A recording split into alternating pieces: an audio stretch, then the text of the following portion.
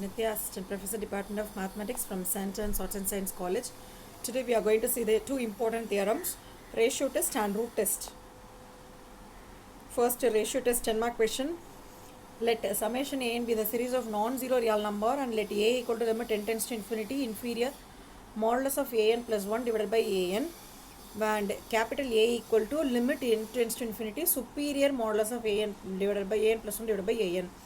So that A is less than or equal to capital A. Yes, obviously inferior is less than or equal to the superior. So first case A is less than 1, capital A is less than 1, that is the superior is less than 1. Then summation modulus of A n is less than infinity, that is a series. Summation of the A n series is less than infinity.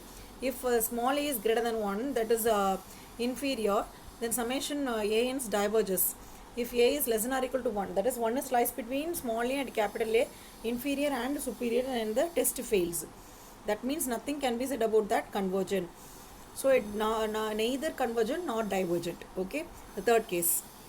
So the given condition is summation A and B the series, and small a should be limit inferior and capital A should be limit superior. That only the conditions they have given.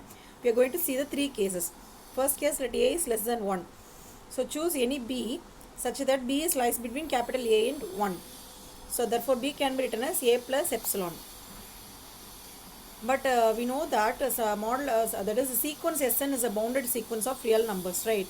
We have seen already in the second unit, sequence of real numbers. Now limit n tends to infinity superior Sn equal to m as per the definition, and Sn is less than m plus epsilon. Therefore Sn is greater than m minus epsilon. Take this as a first equation.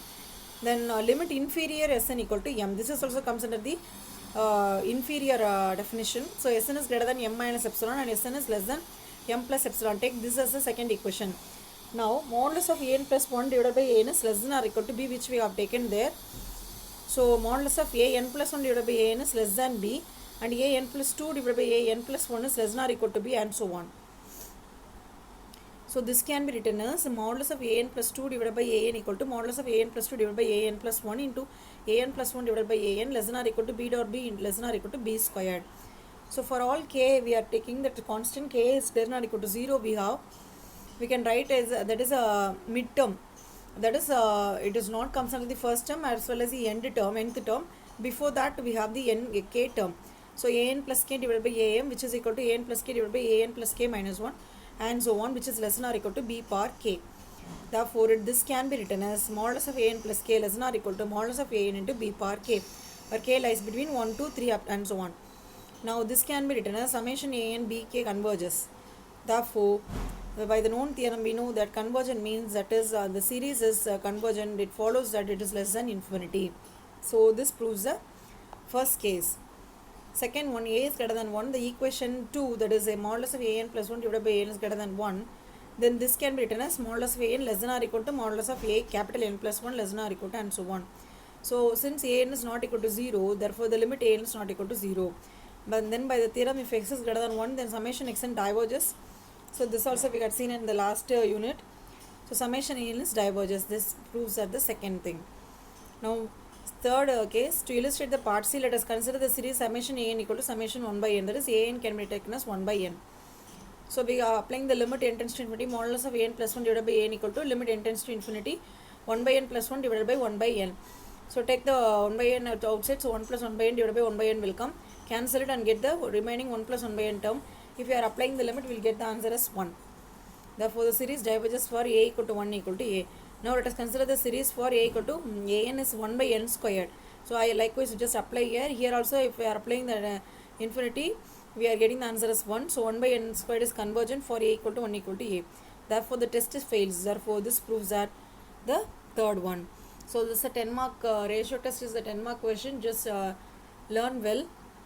Next one we are going to see the root test. This is also comes under the 10 mark as well as the 5 mark, also depends upon the marks. If they are asking the 10 marks, then you can write the sub theorem. You may have to write the sub theorem, otherwise no need. So statement, if limit superior modulus root of n modulus of a n equal to a, then the series of real numbers summation a n can be converges absolutely if a is less than 1, diverges if a is greater than 1. So the two cases we are going to see. Given that the limit superior equal to a, So this includes the case limit superior a n equal to a. If a equal to 1, the test fails. So let us see the first case. Let a is less than 1. So we are going to prove that it's a absolute conversion. So now we are going to choose b, so that b is lies between a and 1. Then by the result regarding limit superior, there exists n belongs to I such that root of nth root of modulus of a n is less than b. So this can be written as modulus of a n less than or equal to b power n. So this is dominating by summation b power n. So with this convergence absolutely. Therefore summation a n is less than infinity. Then by the theorem of comparison test, a n converges absolutely. So here if they are asking in the 10 marks, you have to write the theorem for the comparison test. So if limit n tends to infinity, second one, superior root of a n modulus of a n is greater than 1. So again by the known result of limit superior, we know that it is infinitely many values of n. Therefore modulus of a n is greater than 1 for infinitely many n. Therefore a n does not converges to 0. By the known theorem, summation a n diverges. This proves the second one. So hence proved. So today we had seen 2 theorems, very important. Just practice well the 2 theorems. Thank you so much for watching. Hope you understand.